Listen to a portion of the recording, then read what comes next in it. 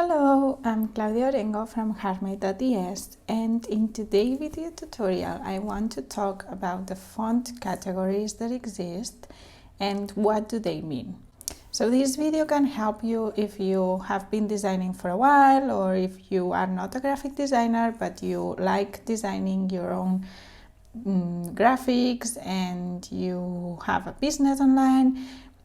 It's usually, I see people who really have an eye for design, but they don't know the basics. So I did this video to share with you the meanings, the universal meanings of fonts, how they categorized them years ago, and how they still can be applied into the designs, so that you can analyze if you are using them in the right way or if you could tweak some things. So the first category that it exists, it's the serif category. So these are some examples of serif fonts. You can see Garamond, which is a very old typeface, and it's still really well done and really useful nowadays. Times, which you can see it under the name Times or Times New Roman, but they are mostly the same font, and again it's a serif font. Then Bodoni, which is also an old typeface that has been used for many fashion designs and magazines, and everything related to fashion has been under the Bodoni and the dot style. And American Typewriter, which it's really different from the other fonts, but you will see it's under the same category because it also has a serif. So what's a serif? A serif is this that we see at the end of the strokes. So here in this example, it's a very regular serif, which means it goes horizontal or vertical. But we can see it here under the Bodoni, which is much curved, the serif. Also on the Times, we see it here at the end of the M, the S, the T. And on the Garamond, we have a different serif, but still it's a serif, because you can see it doesn't end in a straight stroke. So everything that has a serif, it's under the category of serifs. And usually we use them for long text, especially when printed.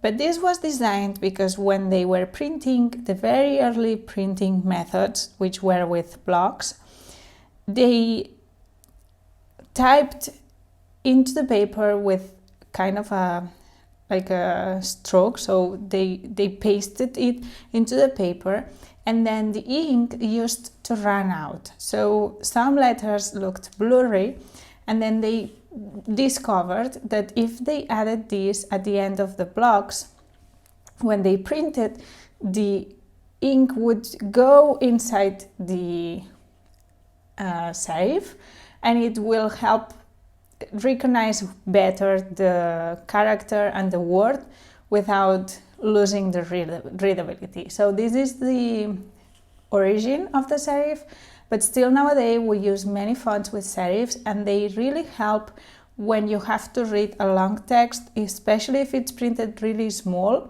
because then you recognize easily the characters.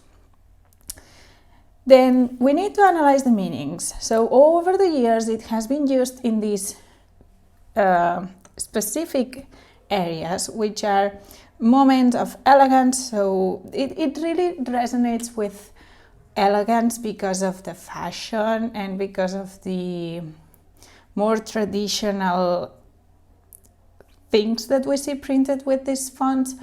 But also nowadays it still represents seriousness, it still represents when it's a brand and it's a text talking about something, we can say professionally, or seriousness would be the best word. So we see these fonts all over newspapers. We don't see fonts with curvy designs on newspaper. We see these kind of fonts which represent as seriousness, trust, something we really associate with a source of trust. Then these are the fashion ones, which really represent this elegance and this style. And then we have other serif fonts like this one, but they really are a small category inside the serif. So usually if you are using one of these fonts, you will be dedicated to the fashion industry, or you will be talking about serious matters, or you will be representing some kind of true fact, or seriousness, I would say. So moving to the next category, it's the sans serif, which is actually the opposite. So in this case, we don't have serif. Sans means without. So we don't have a serif at the end of the characters. So you can see here in the A, the H, any of these fonts, they have a serif. And I've put 4 examples, which are Arial and Helvetica. They are almost the same font, but different. Helvetica, it's kind of the reference of graphic design. So all graphic designers, they tend to say that Helvetica, it's like the best font ever. But Arial, it's almost similar, and it's usually used by Windows computers. So they are under the same umbrella and they represent the same. Then we have Futura, which is an old font also that was designed during the avant-garde. And the name Futura, it's because they designed it with a futuristic mindset, but still nowadays it's so modern, it's so easy to read, it's so easy to use, you can see it everywhere. So it's a really good reference of the sans serif category. And then we have Franklin Gothic, which is also a very known font. So all of these fonts, as I said, do not have a serif. They are great for long text also because they are easy to read, but especially when we see them on screens.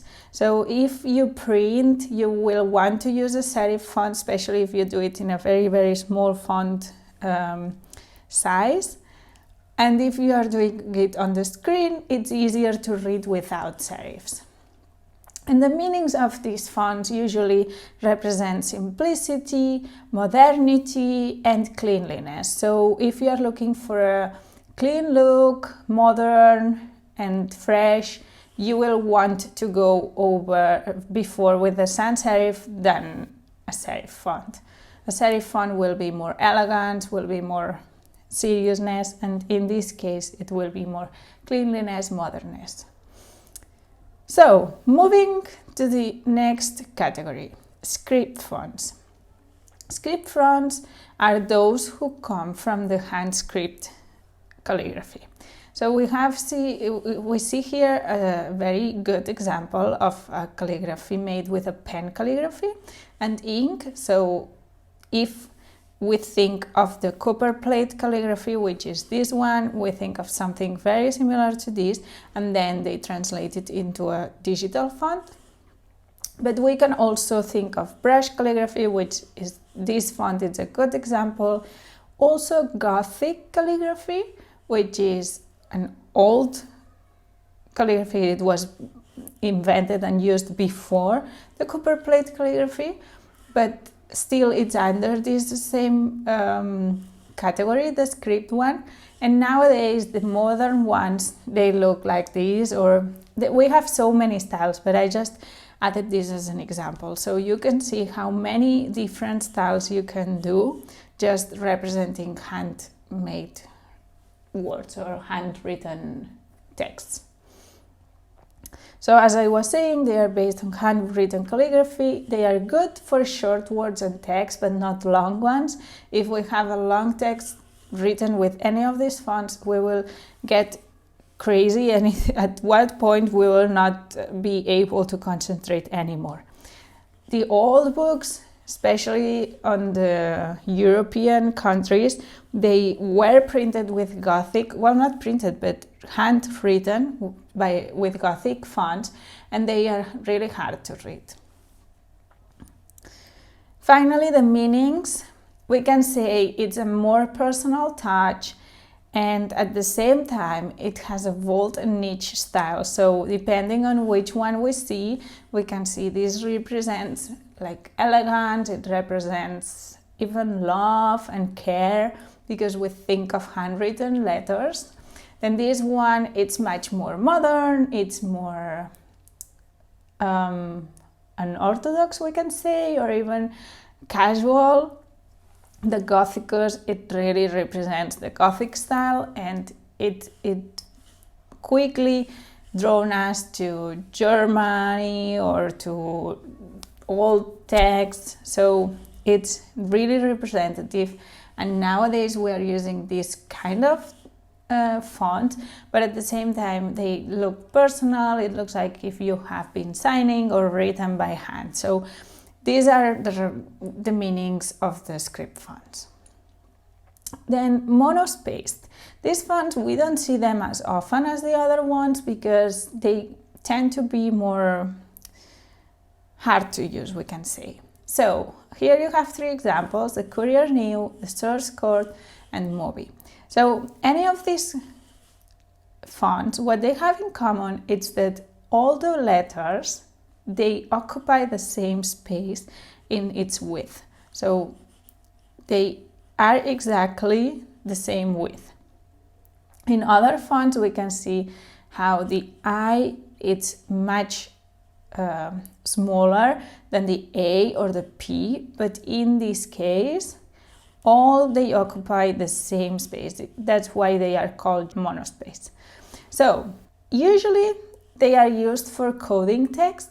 Like this one, you can really see how it could be a coding on a terminal of a computer. And the meanings, usually they represent electronics and futuristic in the sense of how in the 80s they thought about nowadays. So not futuristic forever, but this kind of science fiction futuristic. Finally, we have the category of display, which you can see how different they look between each other, all these fonts, and this is because the display includes any design that varies from the other categories. So we cannot say they have something in common. It's monospace at the same time, geometric at the same time, sans serif, but it is display. This one too, it's a display one. This it's much curvier, but again it's display. And this one could even look like it has serif, but it's display. So why they are display? Because they really are not pretend to be used for long texts. They really work better for headings and titles. And depending on each design, they have a meaning. So you cannot tell this represents the same as this one. So with all this said, I hope this was helpful.